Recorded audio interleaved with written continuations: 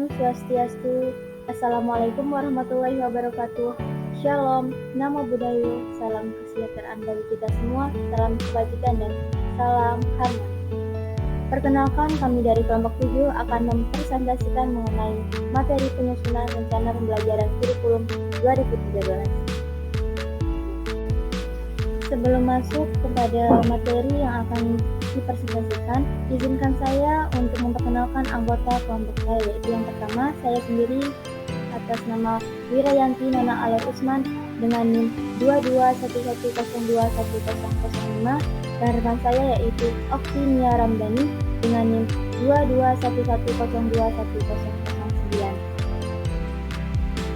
Submateri yang akan kami bahas yaitu yang pertama, pengertian RPP Kurikulum 13, yang kedua, komponen-komponen RPP Kurikulum 13, yang ketiga, prinsip-prinsip penyusunan RPP Kurikulum 13, yang keempat, pelaksanaan pembelajaran berdasarkan RPP Kurikulum 13, dan yang terakhir, penilaian proses dan hasil pembelajaran RPP Kurikulum 13. Materi pertama yaitu mengenai pengertian RPP akan dijelaskan oleh saya sendiri. RPP atau Rencana Pelaksanaan Pembelajaran adalah rencana kegiatan pembelajaran tatap muka untuk satu pertemuan atau lebih. RPP dikembangkan dari silabus untuk mengarahkan kegiatan pembelajaran peserta didik dalam upaya mencapai kompetensi dasar.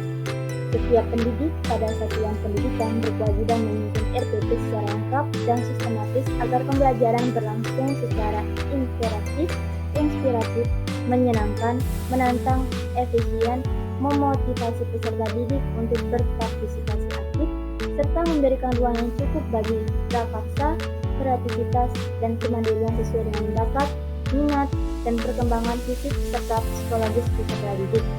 RPP disusun berdasarkan kompetensi dasar atau subtema yang dilaksanakan sekali pertemuan atau lebih. Baik, kita lanjut ke materi yang kedua yaitu komponen-komponen RPP Kurikulum 13. Yang pertama ada tujuan pembelajaran. Tujuan pembelajaran adalah rumusan kemampuan yang diharapkan dicapai oleh peserta didik setelah mengikuti proses pembelajaran.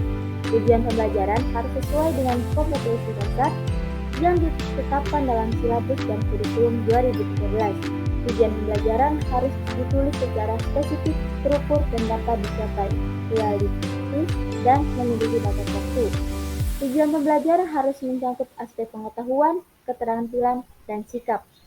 Adapun contoh tujuan pembelajaran yaitu seperti setelah mengikuti pembelajaran ini, peserta didik dapat menjelaskan konsep dasar listrik statis dengan menggunakan hukum Coulomb dan menyebutkan contoh penerapannya dalam kehidupan sehari-hari. Yang kedua ada langkah-langkah atau kegiatan pembelajaran, yaitu urutan kegiatan yang dilakukan oleh peserta didik dan pendidik dalam proses pembelajaran untuk mencapai tujuan pembelajaran.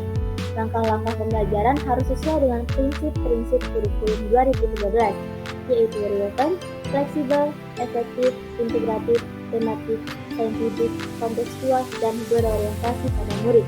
Langkah-langkah pembelajaran harus mencerminkan model-model pembelajaran yang sesuai dengan karakteristik mata pembelajaran dan kompetensi yang terkait.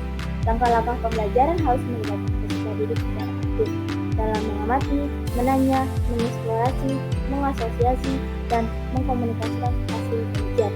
Adapun contoh-contoh langkah pembelajaran seperti yang pertama ada apresiasi. Guru bisa menanyakan pengalaman peserta didik tentang listrik statis dan memberikan contoh fenomena yang berkaitan dengan listrik statis.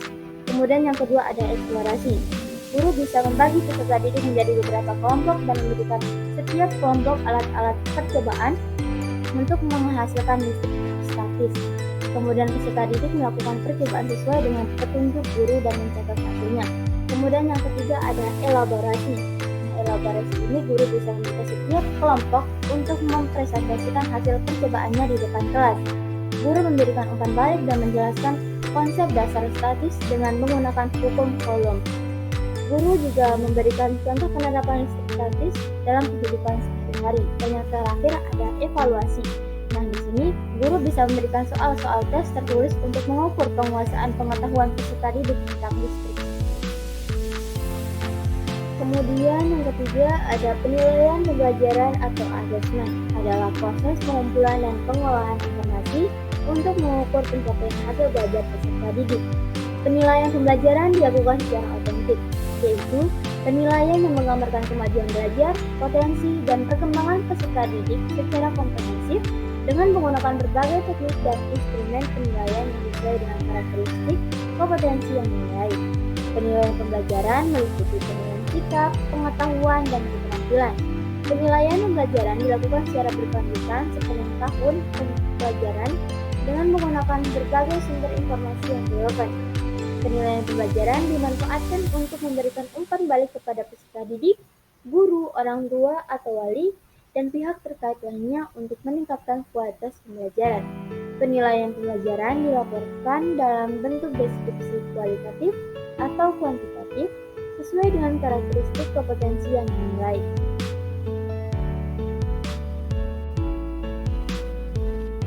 Terima kasih atas kesempatan yang telah diberikan kepada saya. Di sini saya akan melanjutkan presentasi dengan materi prinsip-prinsip penyusunan RPP Kurikulum 2013. Prinsip penyusunan RPP Kurikulum 2013 menurut Permendikbud Republik Indonesia Nomor 22 Tahun 2016. Yang pertama, prinsip memperhatikan perbedaan individu peserta didik adalah prinsip penyusunan RPP yang mengakomodasi kebutuhan, minat bakat, kemampuan, daya belajar, dan latar belakang sosial budaya peserta didik.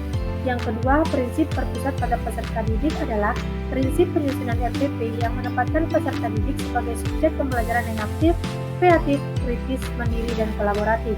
Yang ketiga, prinsip berbasis konteks adalah prinsip penyusunan RPP yang mengaitkan materi pembelajaran dengan situasi nyata yang relevan dan bermakna bagi peserta didik. Yang keempat, prinsip berorientasi kekinian adalah prinsip penyusunan RPP yang menyesuaikan materi pembelajaran dengan perkembangan ilmu pengetahuan, teknologi, seni budaya, dan tantangan zaman. Yang kelima, prinsip pengembangan kemandirian belajar adalah prinsip penyusunan RPP yang mendorong peserta didik untuk belajar secara mandiri dengan menggunakan sumber belajar yang tersedia dan memecahkan masalah yang dihadapi. Yang keenam, prinsip memberi umpan balik dan tindak lanjut pembelajaran adalah prinsip penyusunan RPP yang memberikan informasi tentang kemajuan belajar peserta didik dan memberikan bimbingan untuk meningkatkan hasil belajar.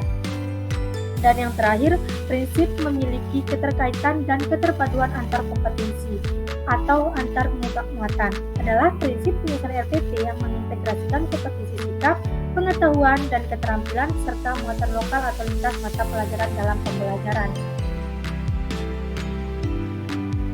Baik, di sini kita masuk ke materi yang keempat, yaitu pelaksanaan pembelajaran berdasarkan RPP Kurikulum 2013. Pelaksanaan pembelajaran merupakan implementasi dari RPP meliputi kegiatan pendahuluan, inti, dan penutup. Jadi yang pertama yakni kegiatan pendahuluan. Dalam kegiatan pendahuluan, guru wajib menyiapkan peserta didik secara psikis dan fisik untuk mengikuti proses pembelajaran. Dan yang kedua, memberi motivasi belajar peserta didik secara kontekstual sesuai manfaat dan aplikasi materi ajar dalam kehidupan sehari-hari dengan memberikan contoh dan perbandingan lokal, nasional, dan internasional serta disesuaikan dengan karakteristik penjenjang peserta didik. Yang ketiga, mengajukan pertanyaan-pertanyaan yang mengaitkan pengetahuan sebelumnya dengan materi yang akan dipelajari. Dan yang keempat, menjelaskan tujuan pembelajaran atau kompetensi dasar yang akan dicapai. Dan yang kelima, menyampaikan cakupan materi dan penjelasan uraian kegiatan sesuai silabus. Dan materi yang kedua yakni kegiatan inti. Kegiatan inti menggunakan model pembelajaran, metode pembelajaran, media pembelajaran, dan sumber belajar yang disesuaikan dengan karakteristik peserta didik dan mata pembelajaran. Yang pertama, sikap sesuai dengan karakteristik sikap, maka salah satu alternatif yang dipilih adalah proses afeksi mulai dari menerima, menjalankan, menghargai, menghayati, hingga mengamalkan. Dan yang kedua, pengetahuan. Pengetahuan dimiliki melalui aktivitas mengetahui, memahami, menerapkan, menganalisis, mengevaluasi, hingga mengikuti.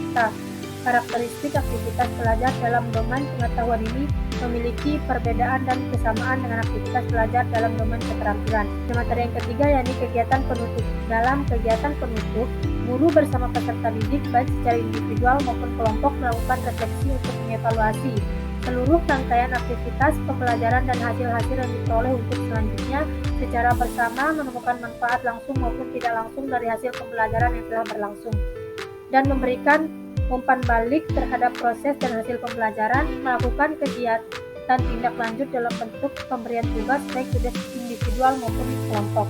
Dan yang terakhir yakni menginformasikan rencana kegiatan pembelajaran untuk pertemuan berikutnya. Materi yang kelima yakni penilaian proses dan hasil pembelajaran. Penilaian proses dan hasil pembelajaran menurut Kemdikbud Republik Indonesia Nomor 22 Tahun 2016. Yang pertama, penilaian proses dan hasil pembelajaran adalah proses pengumpulan dan pengolahan informasi untuk mengukur pencapaian hasil belajar peserta didik.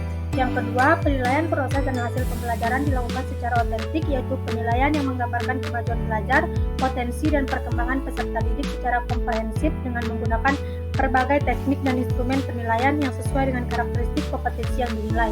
Dan yang ketiga, penilaian proses dan hasil pembelajaran meliputi penilaian sikap, pengetahuan, dan keterampilan. Yang keempat, penilaian sikap dilakukan melalui observasi, penilaian diri, penilaian antar teman, jurnal, dan portofolio. Yang kelima, penilaian pengetahuan dilakukan melalui tes tertulis, tes lisan, penugasan, portofolio, proyek, dan kinerja. Dan yang ketujuh, penilaian proses dan hasil pembelajaran dilakukan secara berkelanjutan sepanjang tahun pelajaran dengan menggunakan berbagai sumber informasi yang relevan. Yang ketujuh, penilaian proses dan hasil pembelajaran dimanfaatkan untuk memberikan umpan balik kepada peserta didik, guru, orang tua atau wali, dan pihak terkait lainnya untuk meningkatkan kualitas pembelajaran. Dan yang terakhir, yakni penilaian proses dan hasil pembelajaran harus sesuai dengan prinsip-prinsip penilaian yang meliputi edukatif, akuntabel, transparan, objektif, adil, autentik, terpadu, komprehensif, sistematis, berkelanjutan, dan bermakna. Sekian materi dari saya dan akan dilanjutkan oleh rekan saya. Baik, kita masuk ke kesimpulan. Nah, kesimpulannya yaitu yang pertama, RPP menurut Permendikbud Nomor 22 Tahun 2016 adalah rencana kegiatan pembelajaran tatap muka untuk satu pertemuan atau lebih yang mencakup tujuan pembelajaran, langkah-langkah atau kegiatan pembelajaran, dan penilaian pembelajaran atau asesmen. Yang kedua, komponen-komponen RPP menurut Permendikbud Nomor 22 Tahun 2016 meliputi tujuan, langkah-langkah pembelajaran, dan penilaian pembelajaran. Yang ketiga, prinsip penyusunan RPP harus efisien, efektif, dan berorientasi pada murid. Yang keempat, pelaksanaan pembelajaran adalah proses interaksi antara guru, peserta didik, dan sumber belajar pada suatu lingkungan belajar. Dan yang terakhir yaitu penilaian proses dan hasil pembelajaran adalah proses pengumpulan dan pengolahan informasi untuk mengukur pencapaian hasil belajar peserta didik. Baik, sekian presentasi dari kelompok kami. Jika ada kesalahan kata, kami mohon maaf. Saya tutup dengan Paramasati. Om Santi Santi Santi Om. Wassalamualaikum warahmatullahi wabarakatuh. Shalom, Namo Buddhaya. Salam kesejahteraan bagi kita semua. Salam kebajikan dan salam